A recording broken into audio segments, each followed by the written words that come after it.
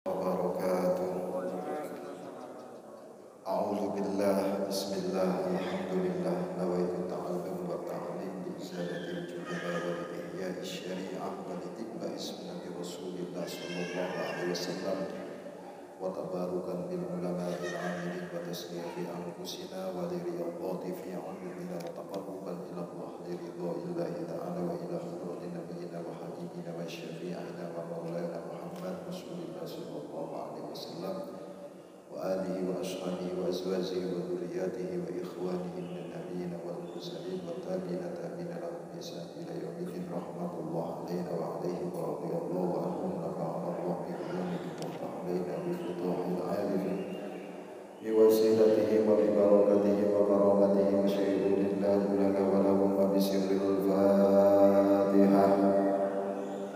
A'udzu billahi minasyaitonir rajim. Bismillahirrahmanirrahim. Alhamdulillahi rabbil alamin arrahmanir rahim maliki yaumiddin iyyaka na'budu wa iyyaka nasta'in ihdinas siratal mustaqim siratal ladzina an'amta 'alaihim ghairil maghdubi 'alaihim waladdallin. Allahumma shalli 'ala Muhammadin al-fatih lima ughliqa wal khatim lima sabaqa nasyiril haqqi haqq wal hadi ila siratal mustaqim wa 'ala alihi wa ashabihi qadri wa miqdari al-'aliyyil 'azim. Allahumma ya fattah ya 'alim iftah 'alaina bi futuhil 'arifin akrimna minka bi nuril fahmi wa akhrijna min adh-dhulumatil wahmi warzuqna fahman nabiyyin wa hifdzal mursalin wa ilhamal malaikatil muqarrabin bi rahmatika ya arhamar rahimin. A'udzu billah, bismillah, alhamdulillah, wassalatu wassalamu ala sayyidina Muhammad ibni Abdillah wa ala alihi wa ashabihi wa man tabi'ahum bi ihsani ila yaumil qiyamah. Amma ba'd. Seluruh jamaah Masjid Agung Masjid Taqwa yang kami muliakan, dan semoga selalu mendapatkan petunjuk dari Allah untuk berada di jalannya. Semoga kita semua menjadi orang-orang yang soleh di sisi Allah Subhanahu wa ta'ala.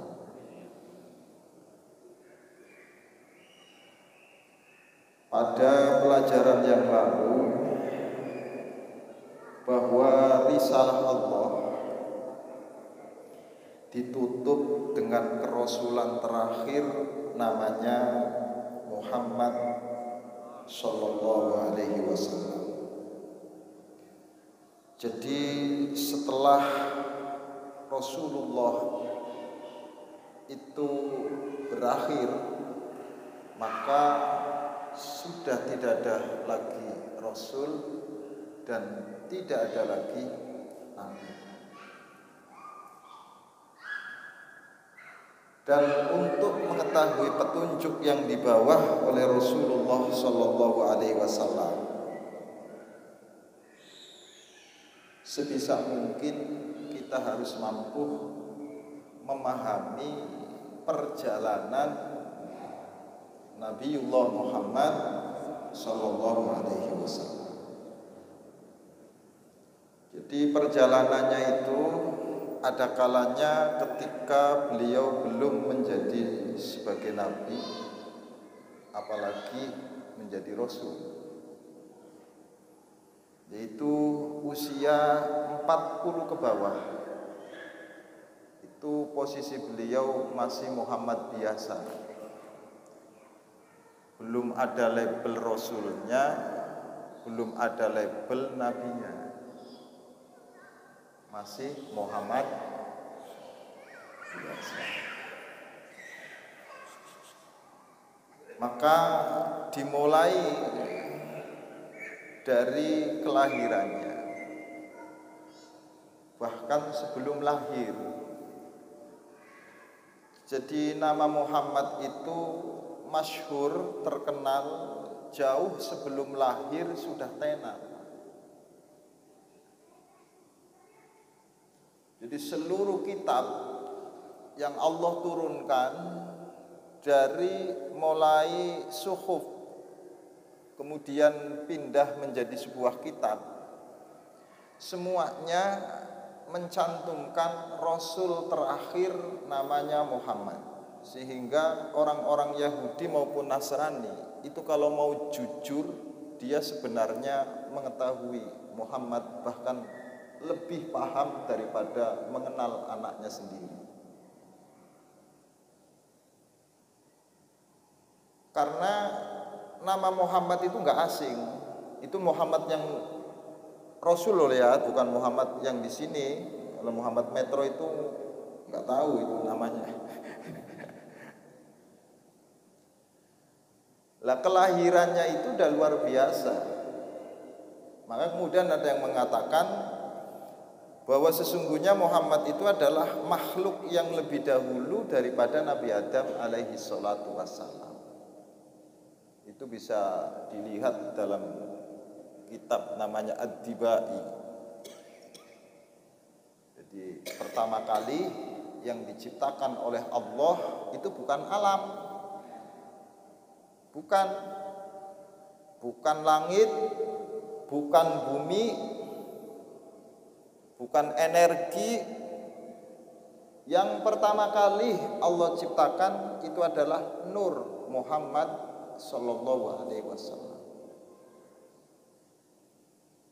Bahkan dalam sebuah hadis qudsi Allah mengatakan laula Muhammad, seandainya tidak kami ciptakan Muhammad, kami juga tidak akan pernah menciptakan alam.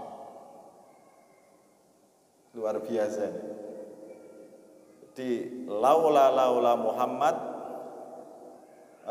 ma khalaqtu, saya tidak akan pernah menciptakan alam.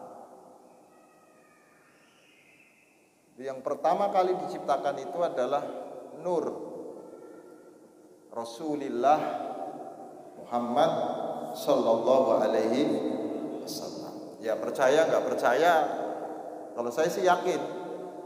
Kalau bapak-bapak nggak yakin juga nggak masalah, nggak pengaruh sama saya gitu. Toh nanti juga akan bertanggung jawab amalnya masing-masing di hadapan Allah Subhanahu wa taala. Nur ini pertama diciptakan oleh Allah Subhanahu wa taala, kemudian nur ini dititipkan oleh Allah dalam berbagai macam makhluknya, sehingga setiap makhluknya Allah taala itu mempunyai nur, mempunyai cahaya, mempunyai penerang. Kalau nggak ada nurnya gelap. Makanya semut walaupun berjalan di malam yang gelap gulita, dia tetap nggak pernah nyasar. Kalau kita ini bahaya. Jadi lebih hafal jalannya semut menuju kepada tempat yang dituju walaupun dia tanpa memerlukan cahaya. Makanya semut itu kalau misalkan berjalan ke sana itu cepat. Manusia ini kadang-kadang banyak mampir-mampirnya sih. Makanya jarang-jarang yang sampai cepat. Apalagi ibu-ibu. Itu kalau dulu disuruh ke pasar berangkat jam 7, insya Allah pulangnya jam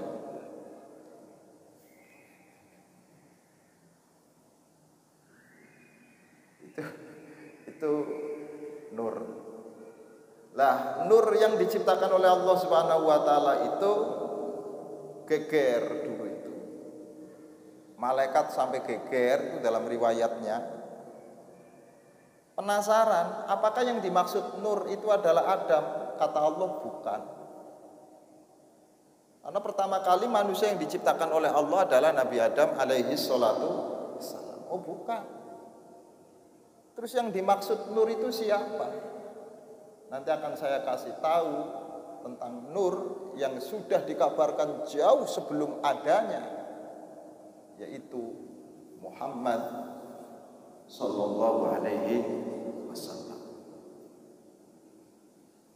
Nah, mari kita belajar Muhammad ini.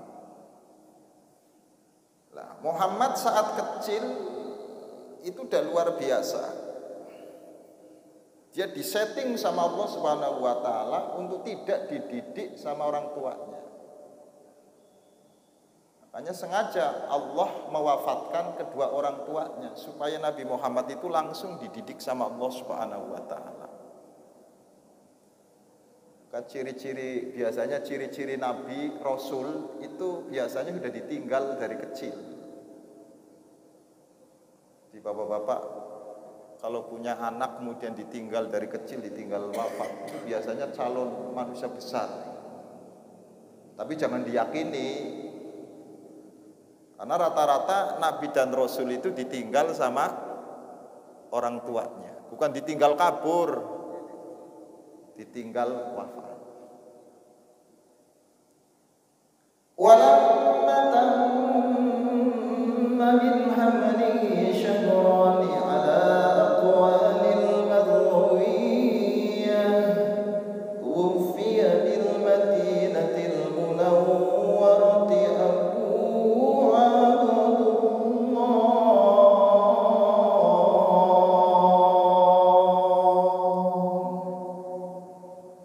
Ini kalau dibaca kayak begini diingkari. Hanya berjanji marhaban itu kan isinya sejarah Rasul. Karena dibacanya menggunakan bahasa Arab, maka orang yang tidak paham itu bid'ah. Padahal isinya itu cerita Rasulullah. Ketika diceritakan demikian ternyata dibenarkan.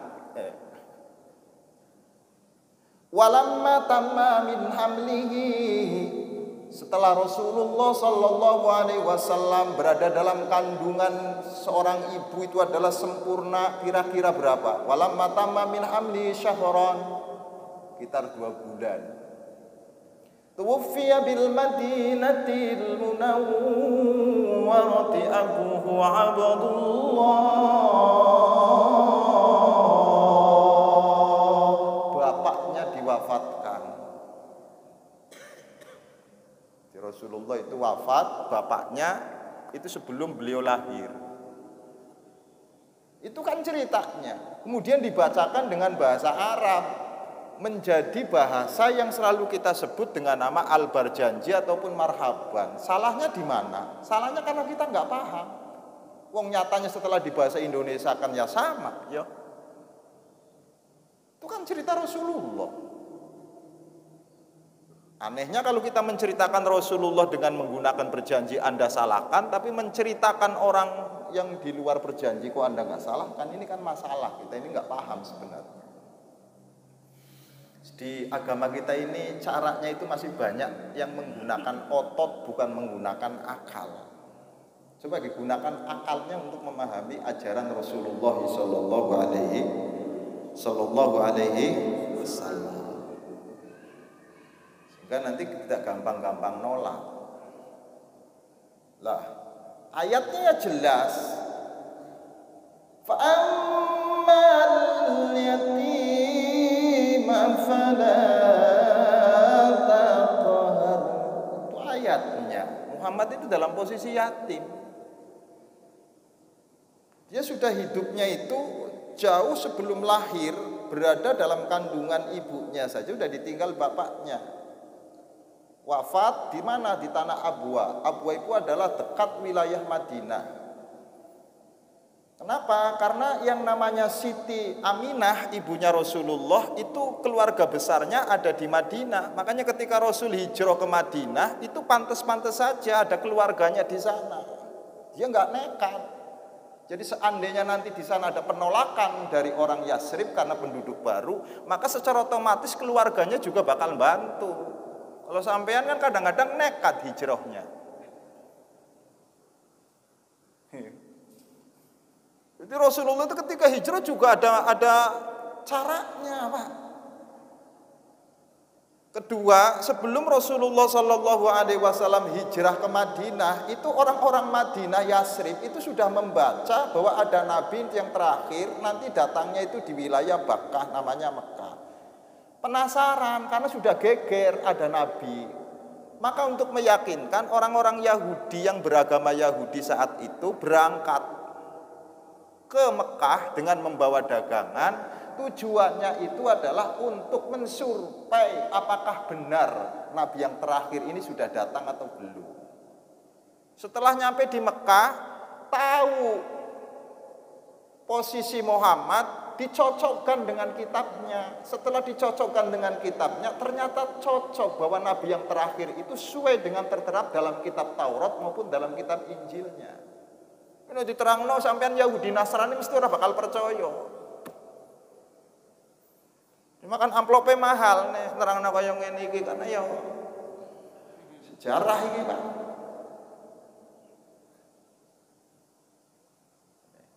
Lah, begitu tahu geger di Madinah, cerita kita telah menemukan nabi yang diberitakan oleh kitab-kitab. Mari kita bersama-sama melaksanakan beat.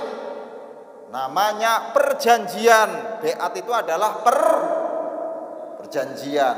Berangkatlah mereka-mereka yang dari Madinah, Yasrib waktu itu, beberapa orang setelah ketemu sama Muhammad melaksanakan beat, namanya perjanjian. Perjanjiannya adalah akan selalu mendukung perjuangannya Muhammad karena engkau adalah benar-benar utusan yang sudah kami ketahui di dalam kitabku. Dah balik. Tapi Islamnya disamarkan. Belum dijelaskan belum. Nanti kemudian ketika menginjak bulan yang tahun yang selanjutnya, dia ceritakan lagi sehingga banyak sekali orang-orang Yahudi dan orang Nasrani yang penasaran ingin ke Mekah untuk melihat Nabi yang terakhir yang namanya sudah ada di dalam kitab Taurat dan kitab Injil. Begitu tahu tambah semakin banyak. Pantas ketika itu Allah menginstruksikan Rasulullah untuk hijrah di Madinah. Karena penduduknya sudah ada yang Islam namanya Ansor.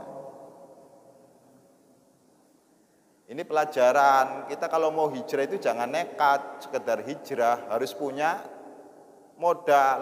Kita kan semangat-semangat hijrah tok, tapi kan nggak punya modal ya bahaya. Ini pelajaran, Pak, bukan sekedar mari kita hijrah meninggalkan, oh bahaya.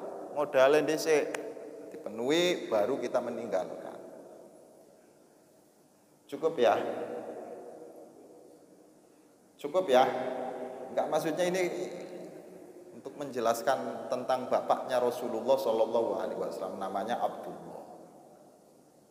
Lah Abdullah itu sendiri itu adalah keluarga besarnya dari Abdul Muthalib. Keluarganya itu kurang lebih ada 10, itu dalam riwayat. Laki-laki semua. Beliau nazar kalau anak yang terakhir itu laki-laki akan saya persembahkan kepada berhala. Dulu begitu lahir Abdullah ternyata paling ganteng, paling bagus di antara 10 anaknya Abdul Muthalib. Eman-eman mau dikorbankan. Akhirnya kemudian diganti dengan 1 ekor onta. Ternyata nggak mau nerima. Ketika diundi masih yang keluar namanya Abdullah. Sampai 100 ekor onta dikoclok dengan nama Abdullah, baru yang keluar namanya 100 ekor onta, bukan Abdullah lagi. Namanya juga sudah heran, namanya Abdullah itu padahal nama ini nama yang tidak ada. Jadi dari namanya bapaknya aja udah luar biasa. Nah kita kadang-kadang nama bapaknya aja nggak Islami banget deh. Kemudian anaknya jadi Islami itu kayak masa bapaknya Parno, ya Sukiyem, ya anaknya susah, untuk Islami itu susah gitu. Itu nama itu penting, makanya nama itu penting. Nah ini Abdullah itu mempunyai keluarga besar, kakak-kakaknya. Salah satu kakaknya itu ya Abu Jahal. Jadi Abu Jahal itu kakaknya. Bahkan Abu Jahal ini kalau dibandingkan sama orang takwa, wah paling dekat sama Rasulullah coy. Dekatnya dari mana? Dia itu adalah satu besannya Rasulullah. Besan loh, besan. 2 tetangga. Rumahnya itu adu pojok sama Rasulullah Shallallahu Alaihi Wasallam. 3 itu kerabatnya Rasulullah. Sementara kita ini besan bukan, saudara bukan, rumah jauh. Abu Jahal ini orang dekat sama Rasulullah. Bahkan dialah orang yang pertama kali merasakan kesenangan atas hadirnya ponakannya, yaitu namanya Muhammad. Jadi begitu Muhammad itu lahir, ikut dipangku langsung sama Abu Jahal. Dikeliling ke Ka'bah, menurut riwayat, sampai senengnya kedatangan Muhammad, ponakannya ini, maka budak yang dimiliki oleh Abu Jahal itu dibebaskan karena seneng. Makanya kemudian dalam riwayat Abu Jahal itu ketika malam Senin itu tidak mendapatkan siksa, dapat diskon karena pernah menghormati lahirnya Rasulullah Shallallahu Alaihi Wasallam. Jadi sampean wong Islam orang memperingati lahirnya ya berarti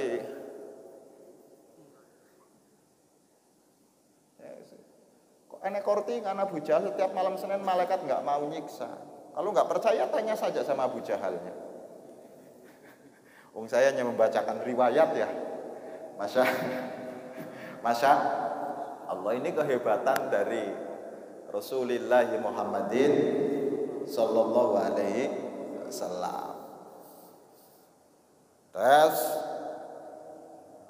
Terus kemudian Rasulullah Sallallahu Alaihi Wasallam itu masa kecilnya ini untuk kita melihat Islam nantinya masalahnya itu ada gambaran, karena yang membawa Islam itu adalah sosok manusia hebat.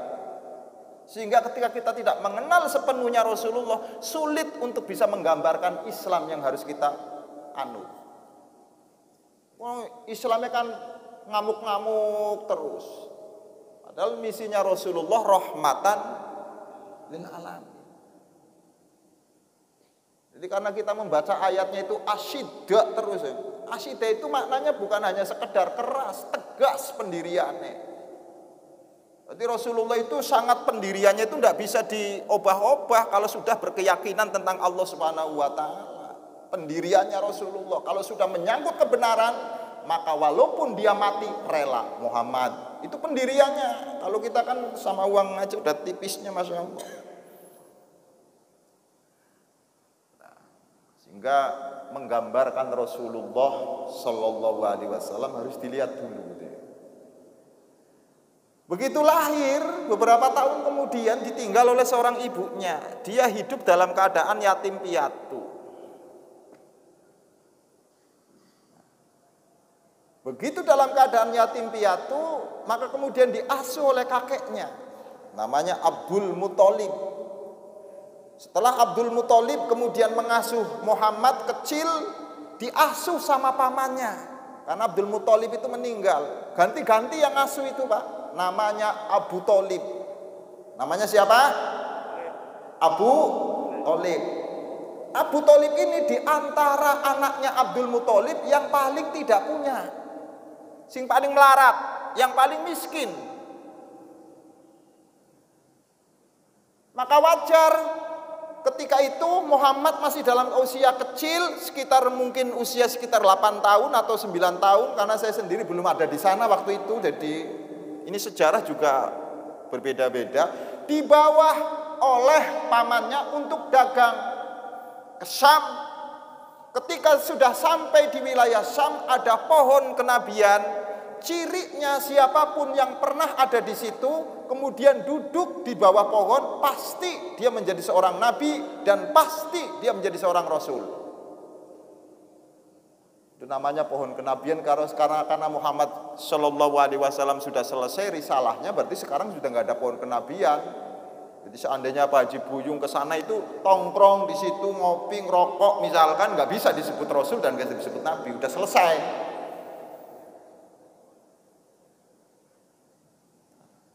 Diketahui oleh seorang pendeta. Maka yang tahu kenabiannya Muhammad sebelum jadi nabi itu adalah pendeta. Kenapa? Karena mereka ahli kitab. Ya, begitu diketahui, kemudian pendeta ini memanggil Abu Thalib, disuruh untuk bawa pulang. Jangan sampai masuk ke wilayah Palestina. Sebab kalau sampai masuk ke wilayah Palestina, pasti anak ini akan dibunuh oleh orang-orang Bani Israel. Kenapa? Karena nabi yang terakhir bukan dari golongannya, tapi dari golongan Ismail. Walaupun sanadnya sama nasabnya kepada Ibrahim alaihi salatu wassalam. Jadi Bani Israel nasabnya kepada Ibrahim, Ismail juga nasabnya kepada Ibrahim. Maka seluruh nabi titik temunya kepada Nabi Ibrahim. Nanti ceritanya di tengah-tengah surah Al-Baqarah. Kalau saya ceritakan sekarang kan nanti sampai nggak ngaji. Anda ngaji ini jangan seayat-ayat 2 ayat dulu, nanti ini surah Al-Baqarah aja udah luar biasa ini sampai khatam. Paling tidak ya mungkin 10 tahun lah. Itu kalau ngaji terus bentar-bentar nanti bentar lagi juga libur. Dah. Besar sedikit kira-kira usia berapa belasan tahun, hampir mendekati usia 20-an tahun, maka Muhammad ngelamar kerjaan. Ngelamar kerja. Pada siapa? Pada saudagar kaya, janda terkaya, janda terpengaruh di wilayah Mekah. Itu konon Khadijah itu adalah orang paling terkaya saat itu di wilayah Mekah dan orang yang paling terhormat. Banyak sekali laki-laki yang pengen mendekatinya, namun tidak pernah ada yang diminati sama Khadijah. Usianya waktu itu 40 kurang lebih. Tapi kalau dibandingkan sama artis Indonesia belum ada apa-apanya. Bodinya masih mulus coy. Seandainya ada Siti Khadijah kayak begitu di metro saya juga mau kayaknya. Tapi nggak ada Mas Imam, udah nggak ada Siti Khadijah yang kayak begitu, itu udah nggak ada, udah satu aja itu. Masya. Begitu ada orang lamar kerja sama Siti Khadijah, Khadijah itu melihat Muhammad melamar kerjaan, tahu bahwa ini bukan sembarang orang. Kenapa? Karena Khadijah ahli dalam kitab Injil. Khadijah adalah seorang ilmuwan. Seandainya Khadijah itu bukan seorang penginjil, pasti tidak tahu bahwa ini adalah akan menjadi nabi. Begitu daftar, tahu bahwa calon karyawannya ini akan jadi nabi. Karyawannya loh Pak, sing arep jadi nabi. Kalau karyawan jadi RT itu banyak gedenya. Ada karyawan nanti ketika sudah lepas itu jadi RT, DPR, ada. Tapi jadi nabi. Dari mana Siti Khadijah? Membaca ciri-ciri yang ada pada Muhammad. Wajar ada sholawatannya.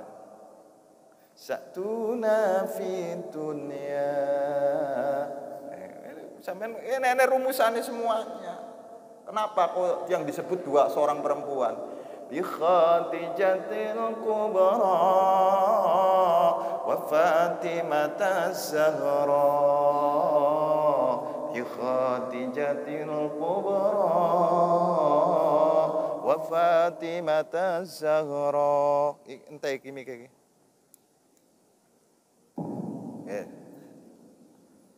Kenapa? Karena dua perempuan ini wah, lagi. Halo. Coy, iki waktune malah entek iki. Iki lagi seru cerita Muhammad ki malah entek ki waktune.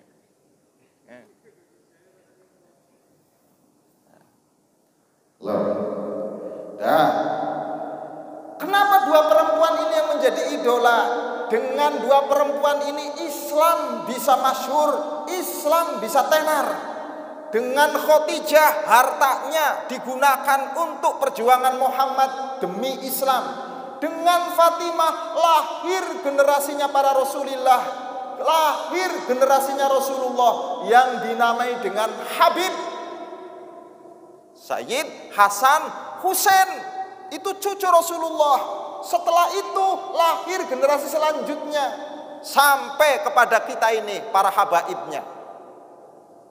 Maka di Islam ini ada dua, ada ilmu, ada sanad. Sanadnya Habib yang ke Rasulullah, ilmunya Al-Quran, hadis. Sehingga ketika kita belajar agama, Quran, hadis saja tanpa menyandarkan kepada para habaib, wallahi tidak ada sanadnya. Penting ini diutarakan ya, hanya kita ini jangan merasa paling hebat. Bagaimanapun juga para habaib ini mempunyai andil besar di dalam mengajarkan ajaran Rasulullah Muhammadin sallallahu alaihi. Nanti ceritanya nanti.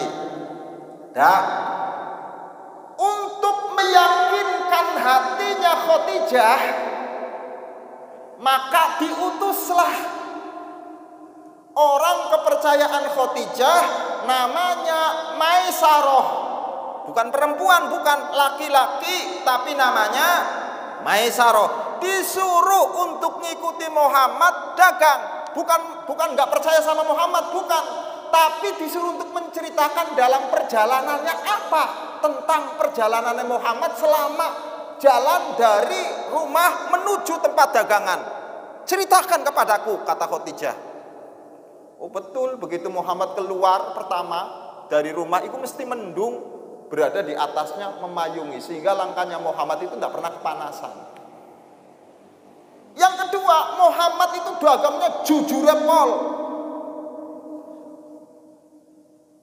Rasulullah itu kalau dagang nggak pernah rugi, saking jujurnya. Diceritakanlah oleh Maisarah. Tambah yakin, maka kemudian satu-satunya perempuan waktu zaman jahiliyah itu yang melamar seorang laki-laki hanya Khadijah. Padahal umumnya perempuan yang dilamar sama laki-laki. Tapi ini kejadian luar biasa. Muhammad dilamar sama orang perempuan kaya, terpandang, dan keturunan orang hebat.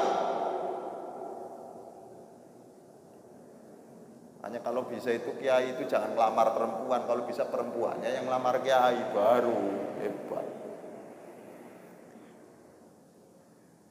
Ngono coy, kalau kamu sekedar kalau kamu udah dikejar-kejar sama perempuan, berarti kamu yang hebat. Hanya Yusuf itu hebat karena dikejar-kejar sama perempuan. Jangan kita yang ngejar-ngejar perempuan. Ini yang belum menikah nanti belajar sama Nabi Yusuf bagaimana caranya supaya dikejar-kejar sama perempuan. Begitu dia tahu tentang cerita Muhammad dari orang kepercayaannya namanya Maisarah, dia mengajukan diri untuk melamar Muhammad. Nabi Muhammad begitu ditawari suruh jadi suaminya, itu mikirnya bukan masalah ogah, bukan masalah nggak mau, ya pura-pura tahan. Iya, jangan, walaupun mau ya jangan langsung ngomong gitu loh Pak. Masya Allah. Lah, begitu nikah sama Siti Khadijah, melahirkan keturunannya itu adalah ada 5. Ada yang mengatakan 5, tapi yang 1 wafat. Laki-laki, yang hidup itu cuma 4 perempuan. Ini belum diutus sama Allah. Belum. Baru kemudian menginjak usia 35 tahun, Muhammad sudah mengalami kebingungan menghadapi umatnya. Masya Allah, umatnya kaya ngene ya. Buat sendiri nanti disembah, bingung. Makanya di dalam surah Ad-Duha itu wa wajadaka dola itu bukan diartikan tersesat, bingung menghadapi umatnya. Kita seringkali mengatakan Muhammad itu waktu kecil, waktu belum jadi nabi itu tersesat. Bukan, enggak ada yang namanya calon nabi itu tersesat, itu enggak ada. Bingung ya. Apa bedanya bingung dengan tersesat? Kalau yang namanya tersesat sudah enggak bingung lagi, sudah jelas-jelas salah. Tapi kalau bingung memungkinkan benar nanti kalau ada pencarian. Makanya kalau bapak-bapak masih bingung itu harus dicari supaya tidak menimbulkan kebingungan. Mulailah beliau menyendiri kehidupannya di gua. Hanya penting, hidup sendiri itu penting. Anda pengen berkomunikasi dengan yang maha, dari segala maha, itu harus menyendiri. Tapi cari tempat yang sepi, jangan tempat yang ramai. Enggak jadi enggak. Karena Nabi Muhammad itu mengambil di gua. Guanya namanya Gua Hiro. Guanya Gua Hiro. Ketika mau pergi ke sana, Muhammad itu bawa bekal. Lama beliau itu ada di sana sambil merenung. Apa langsung ditemui sama Allah Ta'ala melalui Jibril? Tidak. Setelah berkali-kali Muhammad merenung di gua, baru turun wahyu yang pertama, Iqra ya Muhammad. Itu pun tidak langsung dijawab oleh Muhammad. Namun Nabi Muhammad mengatakan, ma ana biqari, aku ini adalah tidak bisa membaca. Kenapa masalahnya? Muhammad itu baru mengenal malaikat itu belum, Pak. Belum mengenal malaikat waktu itu. Belum. Dia itu yang di hadapannya siapa, yang merangkul itu siapa. Itu belum tahu kalau dia itu adalah malaikat. Saking takutnya pulang, menggigil. Padahal saat itu cuacanya dalam keadaan panas. Namun Muhammad gigil. Masya Allah.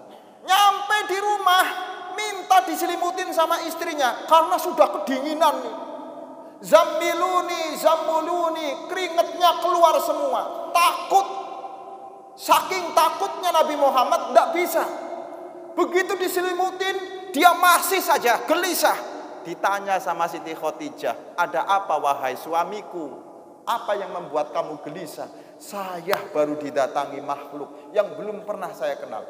Kira-kira makhluknya masih ada apa enggak? Masih. Di mana? Itu. Tapi kan memakai mata batin. Kalau sampean katakan itu ya mana enggak ada. Masya Allah. Tutupan lagi ketakutan Muhammad. Khadijah cerdas. Maka kemudian Siti Khadijah, wahai suamiku, tenangkan dirimu. Saya yakin kau adalah orang hebat, kau orang dermawan. Tidak akan pernah mungkin ada yang mampu menyakiti engkau. Diyakinkan dulu sama Siti Khadijah. Begitu Siti Khadijah untuk meyakinkan Muhammad tentang makhluk yang membuntutinya, makhluk yang mengikutinya itu adalah bukan setan. Siti Khadijah itu luar biasa. Bajunya dilepas.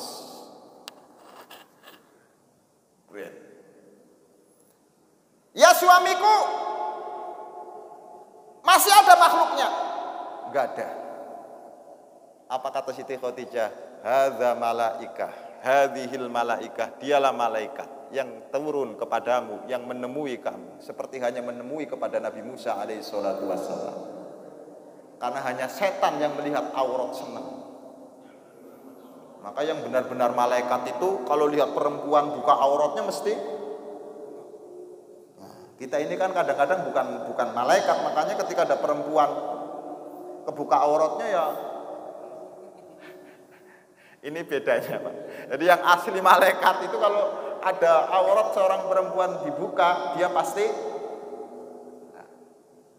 Nanti dari sinilah kita malam Rabbnya akan datang awal tentang risalah Muhammad Sallallahu Alaihi Wasallam. Insya Allah kita akan kaji nanti pada malam Rabu tentang bagaimana awal dari risalah Rasulullah Muhammadin Sallallahu Alaihi Wasallam.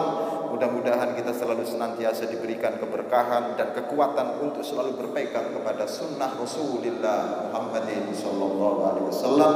Ihdinas siratal mustaqim. Assalamualaikum warahmatullahi wabarakatuh.